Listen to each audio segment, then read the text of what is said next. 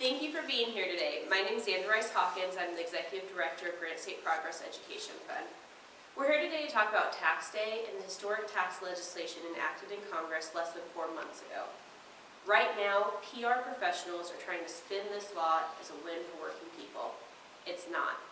What we know today, as we knew during the floor debates on this bill, is that $1.5 trillion in tax cuts enacted late last year by President Trump and the Republican Congress do not benefit the majority, but rather a select few wealthy corporations in the top 1% of income earners.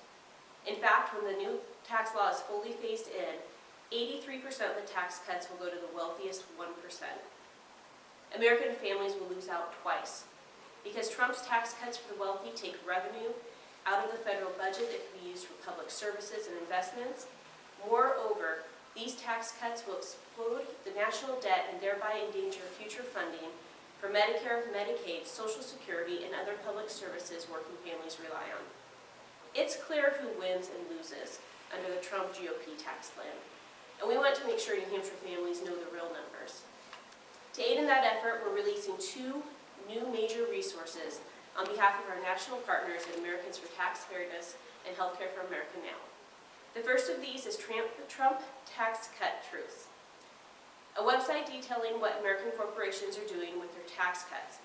It includes searchable data on more than 830 corporations and reports on how many workers have gotten bonuses or wage hikes, how many companies have increased compensation to employees, how much are companies expected to get in tax cuts, and spend on stock buybacks that largely benefit CEOs and wealthy shareholders, and how many job cuts and new investments have been announced. The second is a report showing how healthcare and other vital public services are much less secure for working families in our state due to the tax cuts enacted late last year being heavily skewed to the wealthy and corporations, and how that will explode our national debt. I'd like to invite up Senator Dan Feltus from Concord to break down the numbers for us. Thank you, Zandra. President Trump and Republican leaders in Congress sold the corporate tax cuts by telling workers that they would actually benefit from the trickle-down effect. This administration went so far to claim that workers would get a pay hike of at least $4,000. But despite this PR campaign meant to convince the public that businesses are passing along their tax cuts to employees, the reality is that most of the tax cuts are going where economists had predicted, right into the pockets of wealthy CEOs and other wealthy shareholders. The facts are stark. First, only 4% of employees, 6.3 million workers out of nearly 148 million, have been promised either a one-time bonus or a wage hike by their employer. Only 4%. Corporations are getting 9 times as much in tax cuts as they are giving workers in one-time bonuses and wage hikes.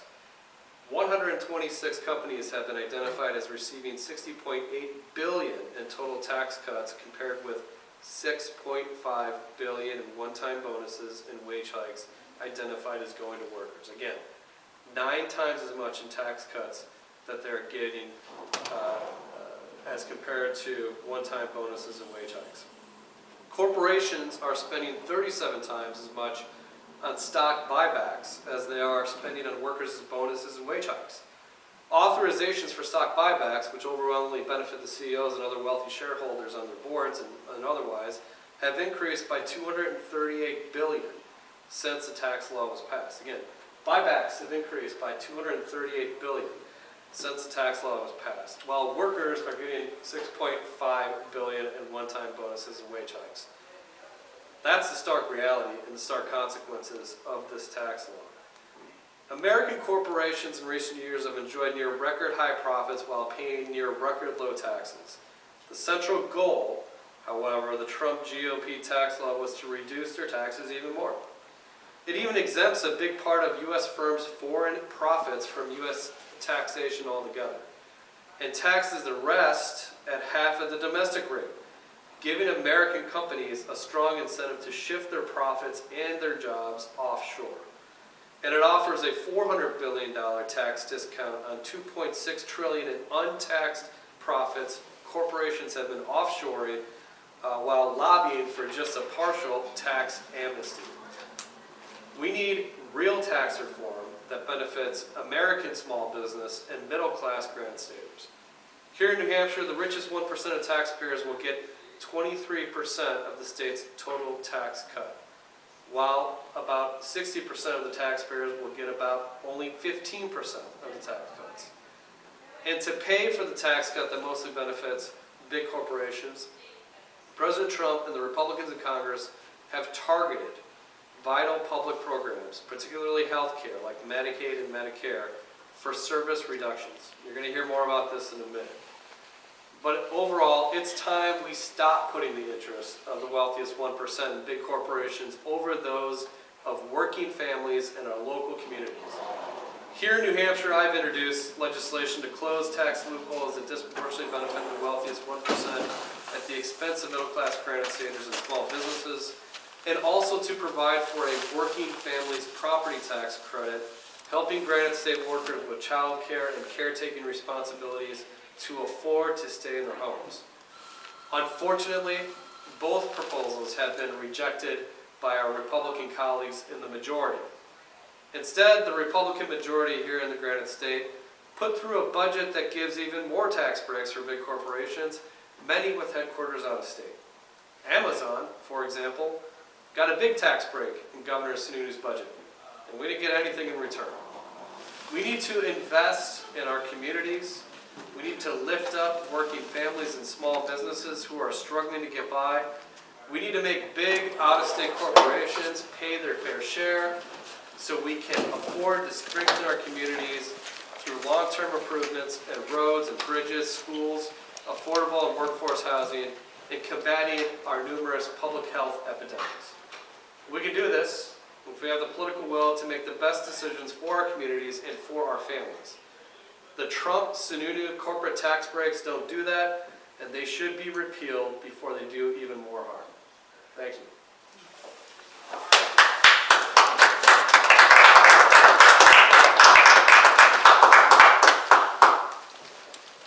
Thank you, Senator. More of this information can be found in the report and on the Trump Tax Cut Truth link at Americans Tax Fairness. On that same webpage, you can find detailed stories about what 20 corporations are doing with their tax cuts. As Senator Feltus mentioned, it's not helping the little guy. Prescription drug companies and health insurers in particular will reap tens of billions of dollars in tax savings with the new tax law, but few are sharing the wealth with their workers, and none are planning to cut their drug or insurance prices. At the same time, healthcare consumers stand to face some of the stiffest penalties from the flawed tax legislation. The new tax law reaps $314 billion in savings by repealing a key part of the Affordable Care Act, resulting in higher premiums and millions losing coverage. By eliminating the personal responsibility requirement, that those who can afford it buy health insurance. The GOP will be responsible for 13 million Americans losing coverage by 2027, and insurance premiums spiking by 10%, or $2,000 on average in 2019, for the remaining insured who buy policies on the individual market. This is only one vital program that's being targeted to pay for tax cuts for the wealthy. I'd like to invite Lisa Boudwin, Executive Director of ABLE New Hampshire, to talk about the concerns of her organization and membership. Lisa and ABLE were part of the protests in Washington, D.C. in the days leading up to congressional passage of the GOP tax bill. Lisa? Thank you. Good morning. My name is Lisa Boudwin, and as Xandra said, I'm Executive Director of ABLE New Hampshire.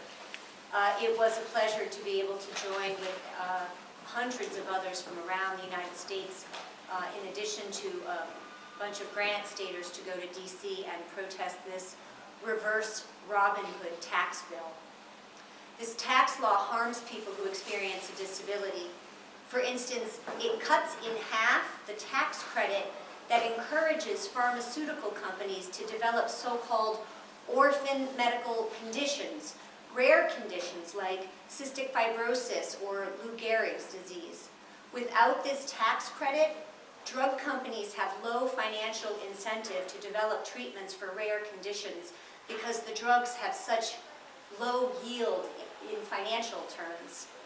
And while I couldn't find for you today a drug company that had ended an orphan drug program for cystic fibrosis, I will tell you that Newsweek reported that Pfizer, who is not hurting for money and is winning big on this tax overhaul, has cut its Alzheimer's and Parkinson's research.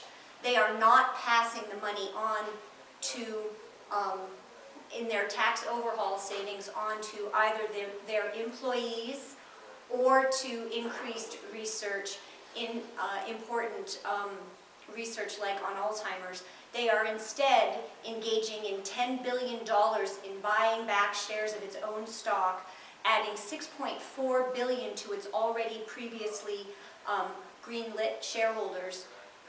It will increase its dividend rate by 6% to 34 cents per share, and it will be laying off 300 scientists and ending its complete neuroscience discovery and early development efforts. This is incredibly ironic because the government tax plan has just cut in half the tax credit to large pharmaceutical companies, yet itself only spends $100 on Alzheimer's research for every $16,000 it spends on Medicare and Medicaid spending for individuals living with Alzheimer's and Parkinson's. Beyond the direct attacks to people with disabilities, over time, this tax plan will quietly result in deep cuts to a whole range of programs that are critical to people with disabilities. People with disabilities are often voiceless, unable to come to the State House campus here in Concord, unable to travel down into DC to protest on their own.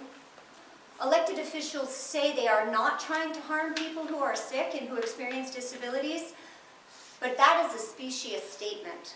Lawmakers know very well they poked a $1 trillion hole into federal revenues.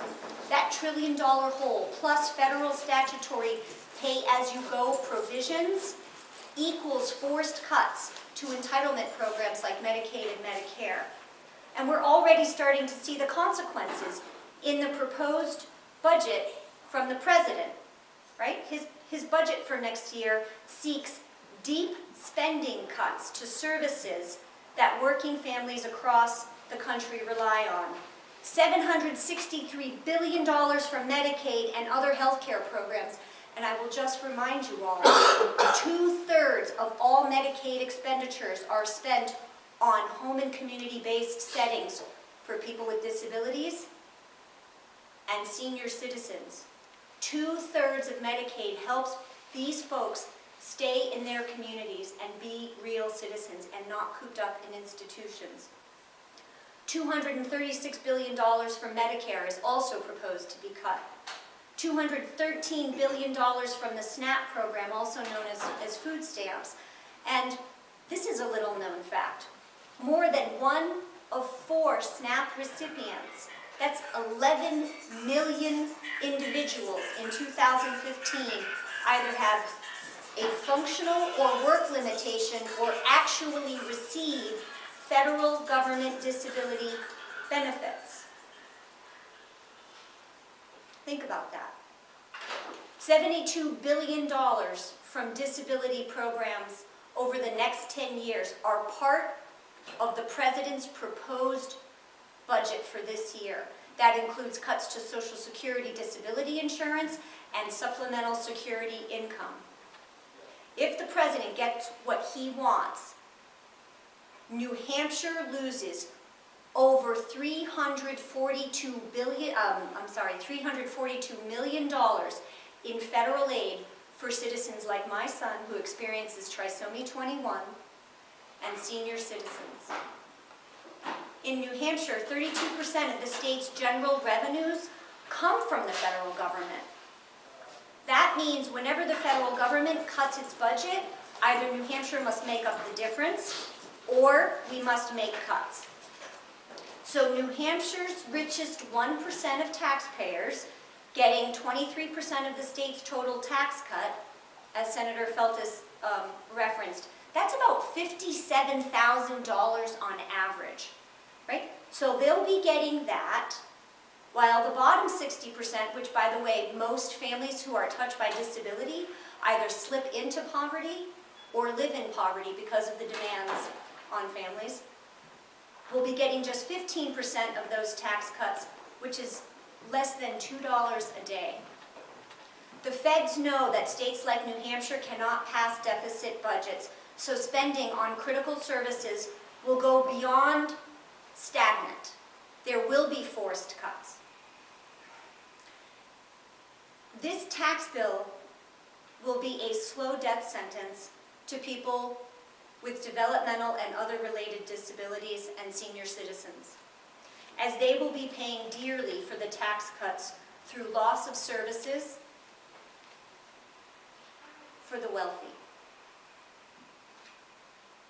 This is that they will have it slowly and invisibly through deprivation of services. People will die. It's not going to be traumatic. It's not going to be on the front page. There won't be mass die-offs, but it'll be slow and invisible. And this is just not about health care. This is about the larger agenda. Medicaid is the policy tool that makes good on the promise of Americans with Disabilities Act, the Individuals with Disabilities Education Act, the Olmstead decision.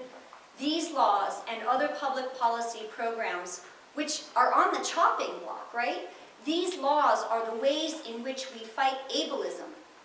Ableism is systemic discrimination based on perceived ability, a system of oppression that denies the basic humanity and human rights of people with disabilities. It is critical that we protect these services that ensure the health of our fellow community members and which provide them opportunities to be active, meaningful, dignified, and contributing members of society. This tax bill and Trump's proposed budget are morally repugnant and are inconsistent with the values of most Americans. Thank you.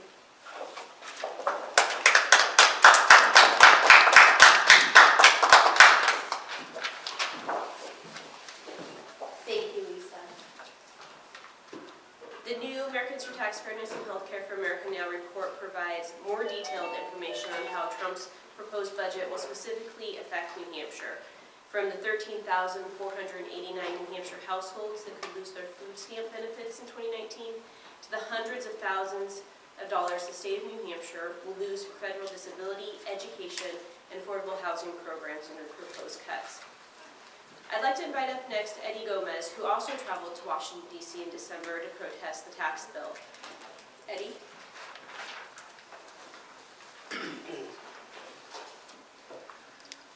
Good morning. My name is Eddie Gomez II. Thank you all for being here. My sister is a hard-working single mother.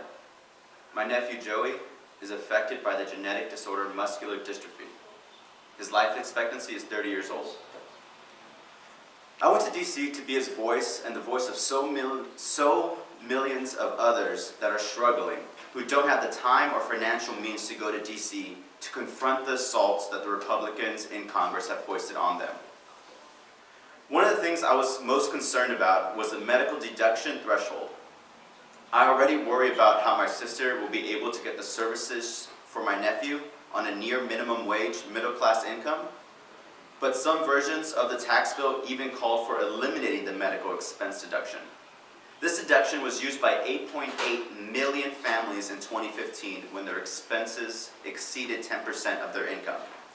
We're talking about things like wheelchairs, ADA showers, but it also applies to out-of-pocket medical costs for long-term support and services, like direct support professionals and personal care attendants.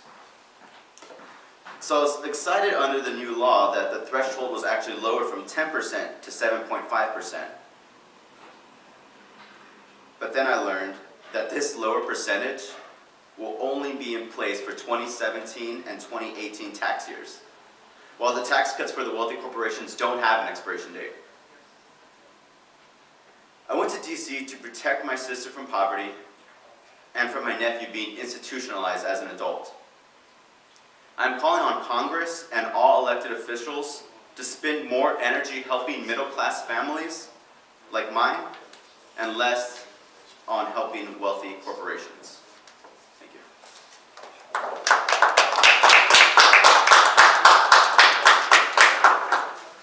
Thank you, Eddie, for what you do for your nephew and also all the other things. The Congressional Budget Office, which is our nonpartisan scorekeeper, now reports that the Trump GOP tax cuts will add $1.9 trillion to the deficit, 1/4 more than the $1.5 trillion estimated when the tax law was approved in December. This is close to the $1.7 trillion cut to Medicaid, Medicare, Social Security, disability programs, SNAP, and more proposed in Trump's budget. Meanwhile, the richest 1% in New Hampshire will get a tax cut of $57,320 on average, while the bottom 60% will get a tax cut of $630. The new report concludes with a set of recommendations to Congress. These include repealing the Trump Republican cuts for the wealthy and corporations that will explode our national debt and threaten Social Security, Medicare, Medicaid, education, and more. It includes make the wealthy and corporations pay their fair share of taxes so we can afford to strengthen our communities through long overdue improvements in roads and transportation systems, schools, affordable housing, internet access, the things we need to be successful and thrive. And it also includes a call for Congress to stop attacking the Affordable Care Act to pay for tax cuts for the wealthy and corporations, and instead to strengthen it to provide even more Americans with accessible and affordable health care. This tax day, we ask New Hampshire families to take a long, hard look at the bill that was passed and how it will impact them now and in the future. And we call on Governor Sununu to praise the tax bill as a net positive, to demand repeal of the new tax law in order to protect health care, education, and public services from further cuts. I thank everybody who came today. We appreciate your presence here and your help